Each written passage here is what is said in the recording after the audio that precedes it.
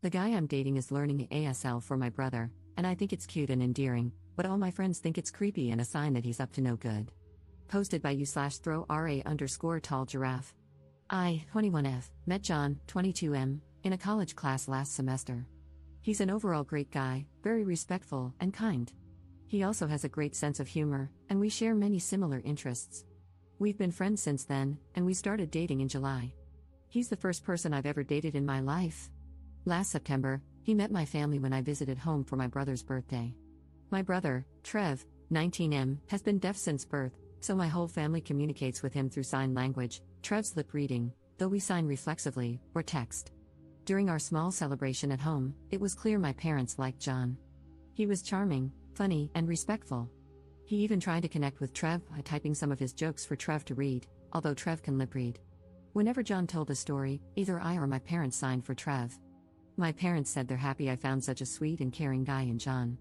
Naturally, I was glad to hear this. Before we went back, John and Trev had a quick Call of Duty gaming session. For someone with Trev's condition, he's a really talkative guy. He's very expressive and loves to communicate, especially when gaming. Of course, he couldn't outright trash talk, but he does the closest thing with his hands. So there we were in Trev's room, with John and Trev playing while I translated for them. I was laughing way too hard because Trev was trying his best to trash talk John, saying he was weak and throwing out all these expletives, while I tried my best to tone it down for John. Meanwhile, I was also translating John's instructions and strategies for Trev. Since this was John's first time meeting my family, he was saying things like "good job," and "we can do better next time," though I know deep down he probably wanted to trash talk Trev back. The two of them got along well and have had some online gaming sessions since then. 2 weeks ago, John visited home with me again for my mom's birthday.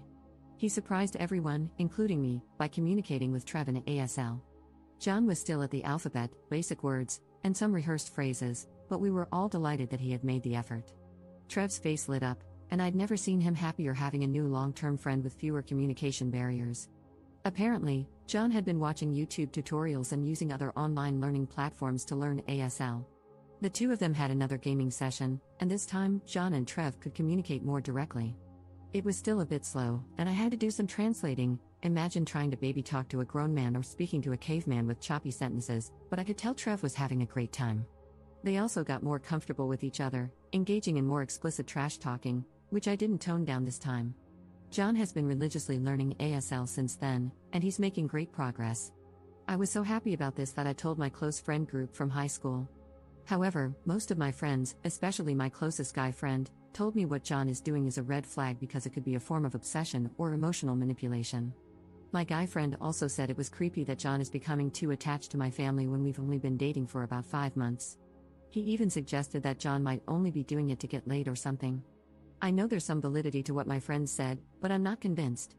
John has been wonderful and sincere the entire time. I know it's naive to say this because he's my first relationship, but I can see this becoming long-term. Yes, we haven't hooked up yet because I told him I wasn't ready, and he's never pressured me. Still, is John's behavior something I should be concerned about? Again, I don't have any experience with dating or relationships, so I don't know if this is truly concerning.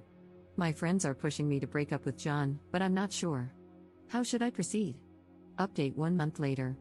Sorry, this is going to be a long one. This will be an update to my original post, but I'll also try to address some of the frequently asked questions. First off, I want to thank everyone who shared their insights on my original post. As I mentioned, I'm very new to relationships, so reading perspectives outside of my inner circle was very eye-opening. To begin, many Redditors said that my high school friends are conniving, untrustworthy, and ableist people who never bothered to learn ASL despite knowing me for a long time. I take accountability for this. I'm not saying they're blameless, but it's not entirely their fault. For some context, our family moved to the area during my senior year of high school because of my dad's job.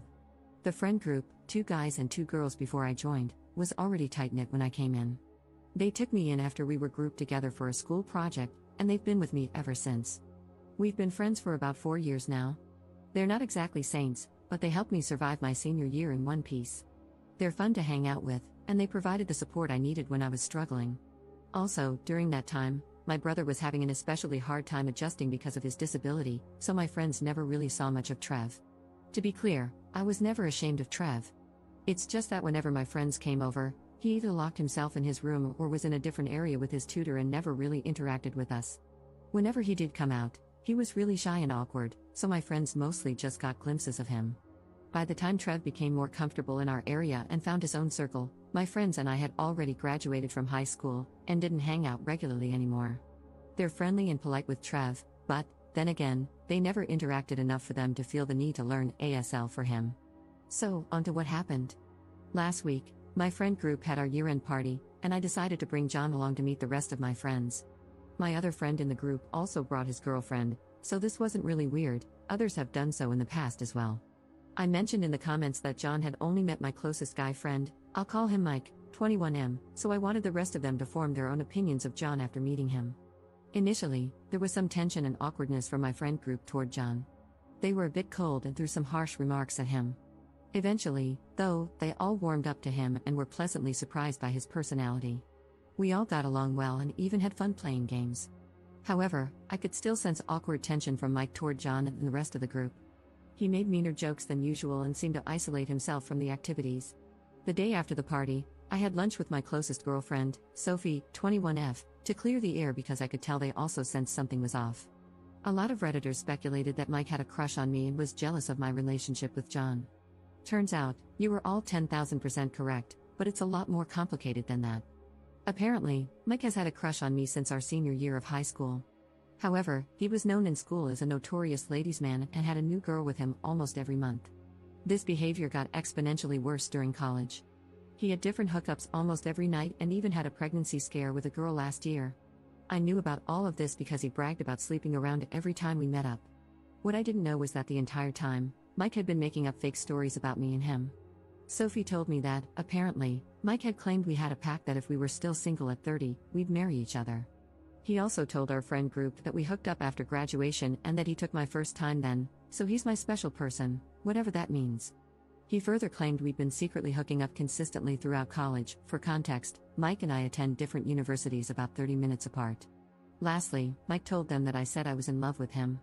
He asked our friends not to tell me anything so I wouldn't get embarrassed or upset, as I supposedly have an image of being somewhat of a prude.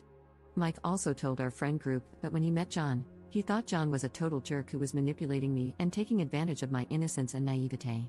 He claimed John was forcing himself into my family and driving a wedge between me and my friends. Mike also said that after he had lunch with John and me, he tried to convince me to stay away from John because he wasn't a good influence on me, but John had effectively brainwashed me. This explains why my friend group was already so antagonistic toward John when I told them about him.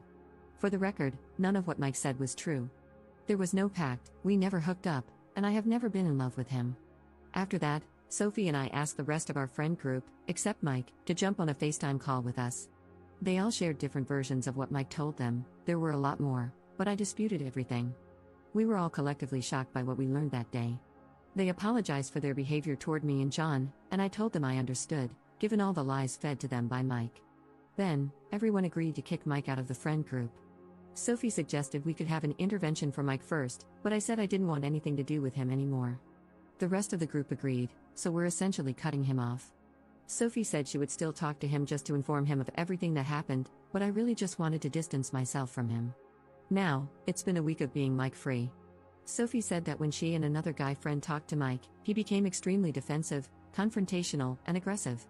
He wasn't physically violent, but he called them names, attacked their characters, and made such awful statements about everyone in our friend group that I won't include here. It looks like cutting him off completely was the right call. After reading everyone's comments on my previous post, there were a lot. I reflected on my relationship with John and my friends. I then talked to my parents for advice since they have the best relationship I know of. They told me that from what they saw of John when he visited our home and how I spoke of him, it seems like he is a genuinely nice person with pure intentions. It also helps that John and I were friends for months before we started dating, so I already knew his character even when there was less pretense of him trying to impress me. He's already impressive on his own though, lol. I then told John about everything that happened and apologized, fully expecting him to be mad at me for doubting him and his intentions. Instead, he said he understood because, of course, it was only natural for me to trust my friends and expect them to have my best interests at heart. He then asked me if there was any point in our relationship when I felt uncomfortable or uneasy around him, and I categorically said no. I told him that he's my safe space and that he has nothing to worry about. He then reassured me that his intentions with me are genuine, and he even said that he sees a future with me, which I reciprocated. Also, John and Trev's friendship is still going strong. Trev participated in one of John's D&D sessions with his friends, and John and I both acted as translators. We were delighted to see that most of John's friends already know the ASL alphabet. Apparently, they had even included it in the lore of their D&D campaign. Additionally, Trev has been asking John for tips on working out and getting fit lately since they have the same body type, but John is more toned. One of his brothers is a fitness instructor. I also met John's family for the first time at their annual get-together. It was super fun. There were games and contests. I wasn't prepared for it, but apparently, since their mom is a theater performer and their dad is a music producer, it's a family tradition to have a talent showcase. They gave me a pass this time, but they told me I should prepare something impressive for next year, lol. So, that's it for this update. My relationship with John is stronger than ever, and I finally know who my true friends are. If you've made it this far, thank you so much for your time. Happy New Year to us all. Commenter. I believe the proper term for kicking Mike out of your friend group is called a mic drop.